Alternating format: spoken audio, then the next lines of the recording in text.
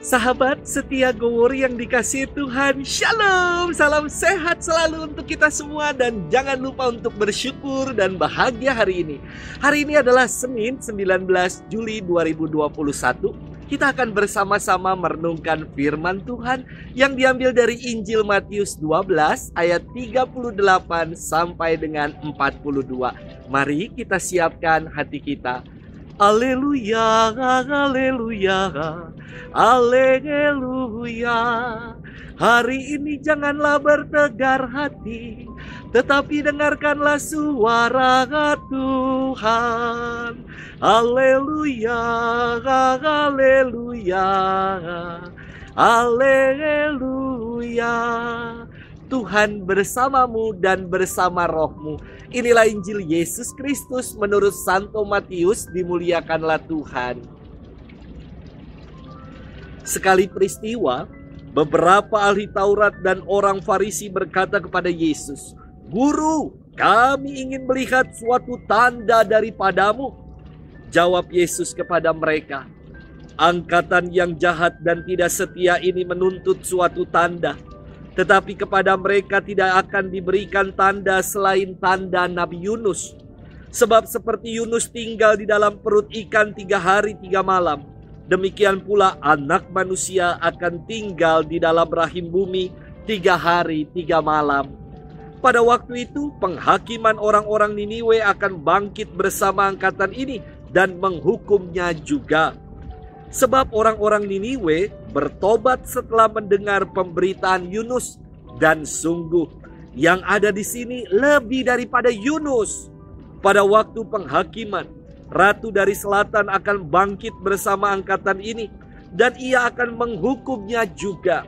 Sebab Ratu itu datang dari ujung bumi untuk mendengar hikmat Salomo, dan sungguh yang ada di sini lebih daripada Salomo." Demikianlah Injil Tuhan, terpujilah Kristus. Sahabat setia Gowori yang dikasihi Tuhan, Shalom. Dalam ilmu ekonomi, perlu suatu bukti transaksi yang sah dalam penerimaan maupun dalam pengeluaran uang, agar semuanya itu dapat dipertanggungjawabkan. Tidak bisa sembarangan menerima ataupun mengeluarkan uang tanpa bukti yang sah. Bisa jadi korupsi nantinya. Namun, apakah dalam beriman ilmu ekonomi macam itu juga diterapkan? Menuntut suatu tanda atau pembuktian untuk dapat meyakini karya baik Tuhan dalam hidup. Sahabat setia Gowori yang dikasihi Tuhan, firman hari ini kembali menampilkan sikap munafik para ahli Taurat dan orang-orang Farisi. Mereka datang kepada Yesus dan berkata, "Guru, kami ingin melihat suatu tanda daripadamu." Mereka menuntut bukti dan tanda dari Yesus supaya mereka percaya bahwa Yesus sungguh Mesias yang dinantikan. Masih kurangkah dengan karya baik yang Yesus buat? Yang buta dicelikan, yang lumpuh kembali berjalan, yang bisu berkata-kata, yang tuli kembali mendengar, dan bahkan Yesus pun membangkitkan orang mati. Mau tanda dan bukti apa lagi? Ini kan hanya cari-cari celah dari orang-orang Farisi dan ahli-ahli Taurat, dari mereka yang munafik, mereka yang degil, mereka yang tidak percaya akan Yesus. Yesus berkata kepada mereka, "Angkatan yang jahat dan tidak setia ini tidak akan diberikan tanda selain tanda Nabi Yunus." Maksudnya apa ya? Tanda Nabi Yunus adalah tanda pertobatan. Orang-orang di Niniwe yang mendengar pewartaan Nabi Yunus segera bertobat dan kembali kepada Allah. Dan sungguh Yesus jauh melebihi Nabi Yunus. Begitu juga dengan Ratu Sheba dari selatan, yang datang dari ujung bumi jauh-jauh untuk mendengarkan hikmat Salomo. Ia mencari Salomo karena apa? Karena ingin mendengarkan hikmat dari Salomo. Dan Yesus jauh melebihi hikmat Salomo. Namun mengapa para ahli Taurat dan orang-orang Farisi tidak percaya?